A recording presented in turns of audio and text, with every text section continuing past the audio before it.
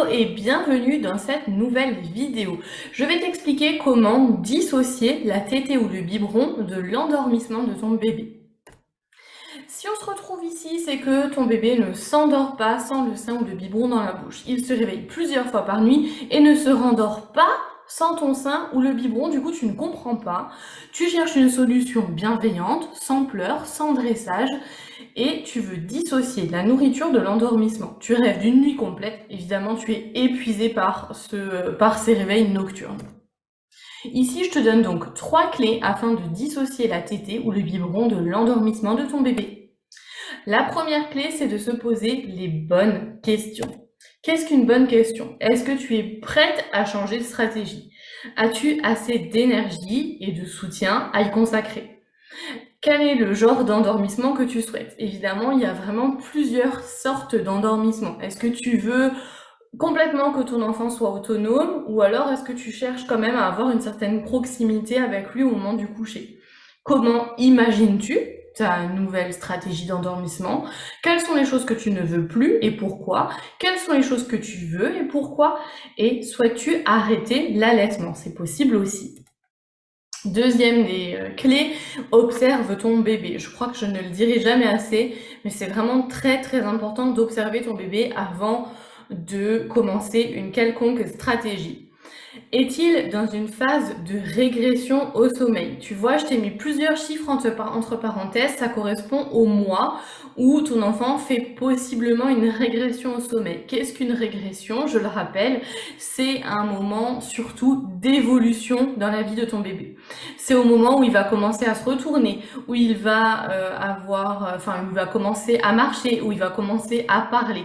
Tout ça, en fait, ce sont des moments où ton enfant va être possiblement en régression du sommeil parce qu'il vit une évolution en fait dans sa vie éveillée. Donc il aura envie de te le montrer à toutes les heures de la nuit. C'est aussi pour ça qu'il fait des fiestas à 2 heures du matin et que t'en peux plus. Rassure-toi, ça dure seulement entre 2 et 4 semaines maximum. Si ça dure plus longtemps, eh bien n'hésite pas à contacter quelqu'un pour t'aider, pour t'accompagner. Est-ce que ton enfant est malade ou en période de forte douleur dentaire? Ça aussi, ça compte puisque dans ces moments-là, il est possible que ton enfant ait fortement besoin de toi pour le rassurer. Quel est son tempérament? Qu'est-ce que j'appelle tempérament? C'est un enfant qui est hautement réactif, donc un enfant qui va beaucoup pleurer, où il y a les choses nouvelles, le stress énormément, où il aura vraiment besoin de toi. Un enfant qui est plus faiblement réactif est un enfant qui est en soi un peu plus cool et donc qui va mieux accepter certains changements. En fonction du tempérament de ton enfant, eh bien ça sera à toi aussi d'adapter une stratégie pour lui et aussi pour toi, pour que ça se passe le mieux possible en fait. La troisième des clés, c'est d'y aller étape par étape, tranquillement et en douceur. Réfléchis bien au rituel que tu souhaites donner à ton enfant. Celui-ci ne doit pas changer tous les 4 matins parce qu'il faut une vraie régularité afin que le cerveau de ton enfant fasse de nouvelles associations. Et oui, parce que pour l'instant, il associe le biberon ou la tétée au sommeil, au dodo. Et c'est pour ça d'ailleurs qu'à chaque fois qu'il va se réveiller la nuit, il va vouloir les mêmes conditions et donc il va chercher ton sein ou un biberon. Ce n'est pas forcément parce qu'il a faim, mais c'est juste par confort et parce qu'il veut chercher en fait cette association. Il veut reproduire les mêmes conditions avec lesquelles il a pu s'endormir en fait.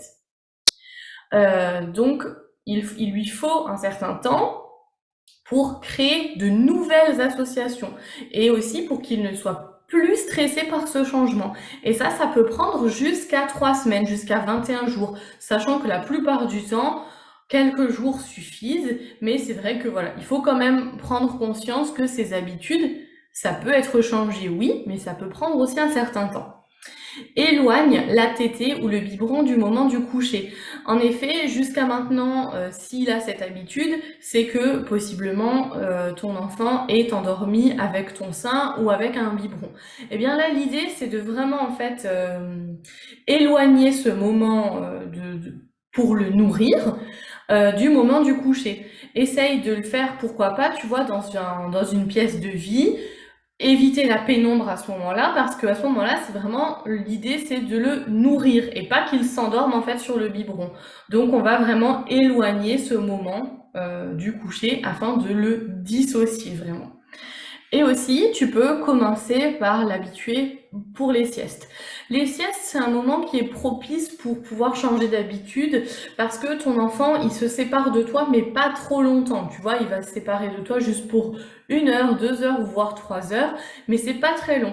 Donc, il va être moins stressé et généralement, je dis bien généralement parce que c'est vraiment pas toujours le cas, la sieste est beaucoup mieux acceptée par l'enfant que le sommeil nocturne.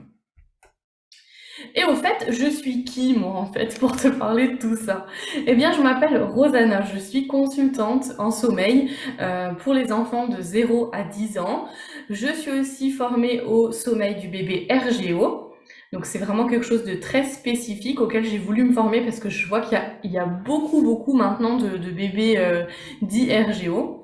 Je suis coach pour maman, j'accompagne les mamans donc dans leurs émotions, à créer leur vie sur mesure, à créer leur vie de leur rêve. Je suis formée aussi à la PNL et à la communication non violente pour la gestion des conflits. Tu peux me retrouver sur Instagram à rosamumcoach ou sur mon site internet www.rosamum.fr. Alors je te dis à très bientôt, n'hésite pas à t'abonner à ma chaîne. Je pense faire, j'espère faire une vidéo par mois avec ce format. J'espère que tu vas aimer. Si c'est le cas, commente, n'hésite pas, je me fais un plaisir de vous lire et aussi de vous répondre. Je te dis à très bientôt. Ciao ciao!